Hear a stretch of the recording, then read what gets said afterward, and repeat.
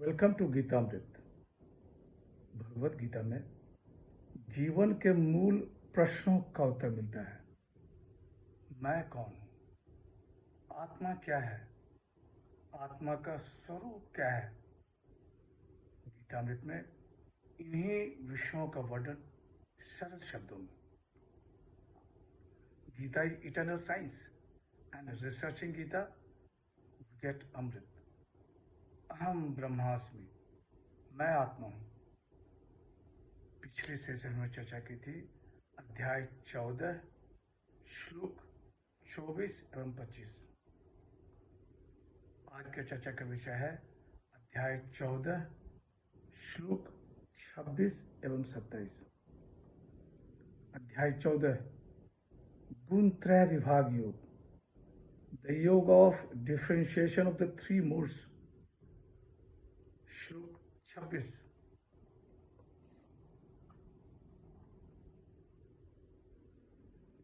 माम च यो अव्यभिचारेण भक्ति योगेन सेवते सगुणा समतीते तान ब्रह्म भूयाय कल्पते। श्री भगवान वाच, हे पार्थ, जो मनुष्य अव्यभिचारी भक्ति योग के द्वारा मेरी उपासना करता है, वह इन गुणों का अतिक्रमण करके ब्रह्म प्राप्ति का पात्र हो जाता है। The blessed Lord said, "He who serves me with unfailing devotion of love rises above the three modes. He too is fit for becoming Brahman." पिछले सेशन में गुणातीत मनुष्य के आचरण का वर्णन था। आज भगवान श्री कृष्ण गुणातीत होने का उपाय बता रहे हैं। अर्जुन के तीसरे प्रश्न का उत्तर भगवान श्री कृष्ण कर रहे हैं कि जो मनुष्य अव्यभिचारी भक्ति योग के द्वारा मेरी उपासना करता है, वह इन गुणों का अतिक्रमण करके ब्रह्म प्राप्ति का पात्र हो जाता है। अव्यभिचारेण, विचलित हुए बिना भक्ति, दूसरा किसी का भी सहारा नहीं, केवल भगवान का ही सहारा हो। अव्यभिचारी भक्ति योग के द्वारा भगवान की उपासना। ब्रह्म भूयाय कल्पते, वह गुणों का अतिक्रमण करके ब्रह्म प्राप्ति का पात्र बन जाता है। भगवान श्री कृष्ण कह रहे हैं कि यह सारा विश्व मैं ही हूं। इस प्रकार का ज्ञान होना, यही अव्यभिचारी भक्ति है। अध्याय 13 में कहा गया कि मेरे तो गिरधर गोपाल दूसरों न कोई। इस प्रकार का जो निश्चित बुद्धि है, उससे युक्त होकर भजन करना, यही अव्यभिचारिणी भक्ति है।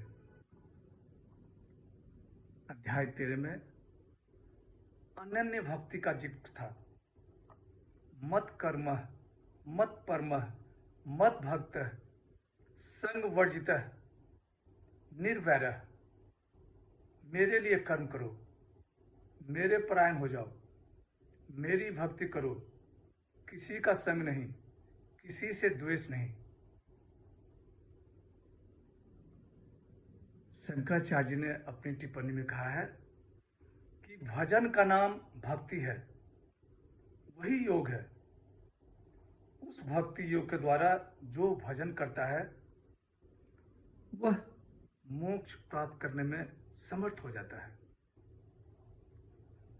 संत ज्ञानेश्वर जी ने अपनी टिप्पणी में कहा है कि नदियों के प्रवाह के लिए समुद्र के सिवा और कोई उपयुक्त स्थान नहीं है। इसी प्रकार जो भगवान श्री कृष्ण की सेवा करता है, जो भगवान श्री कृष्ण की उपासना करता है, वह बिना मोक्ष पाए नहीं रह सकता। स्वामी चिन्मयानंद जी ने अपनी टिप्पणी में कहा है कि एक बार स्वामी विवेकानंद जी गंगा में स्नान कर रहे थे। एक बालक आता है उनके पास और पूछता है कि स्वामी जी, ये विचारी भक्ति क्या होता है? स्वामी जी ने कहा कि यह तो मैं तुम्हें अभी बता सकता हूँ। और उन्होंने उसका सर पकड़ के नीचे पानी में डुबो दिया और तब तक रोक के रखे जब तक कि बुलबुला बाहर आना बंद न हो गया। उसको जब उसे छोड़ते हैं तो एक बैग बाहर आकर के कस के सांस लेता है। स्वामी जी बालक से पूछते हैं कि तुम जब नीचे में थे पानी के भीतर, तो तुम्हारे मन में क्या आ रहा था, क्या सोचे थे तुम?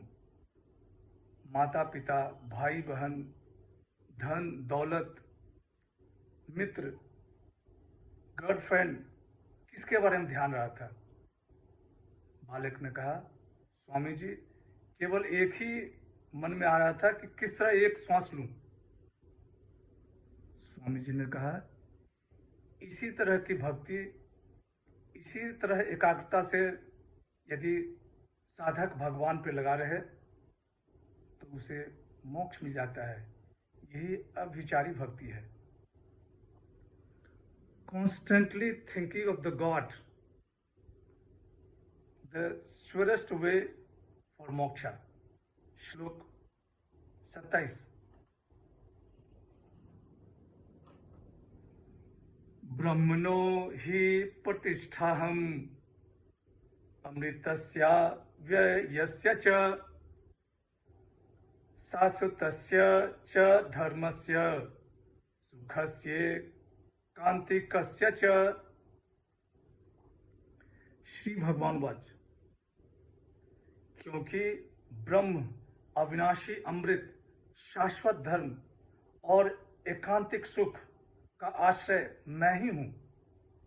The blessed Lord said, for I am the abode of Brahman, the immortal and the imperishable, of eternal law end of absolute bliss. दोनों श्लोक को एक बार साथ देखते हैं। भगवान श्री कृष्ण कहते हैं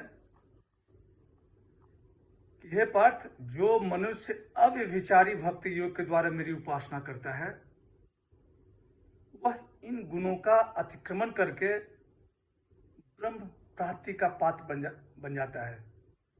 क्योंकि ब्रह्म अविनाशी अमृत शाश्वत धर्म एकांतिक सुख का आश्रय मैं ही हूं।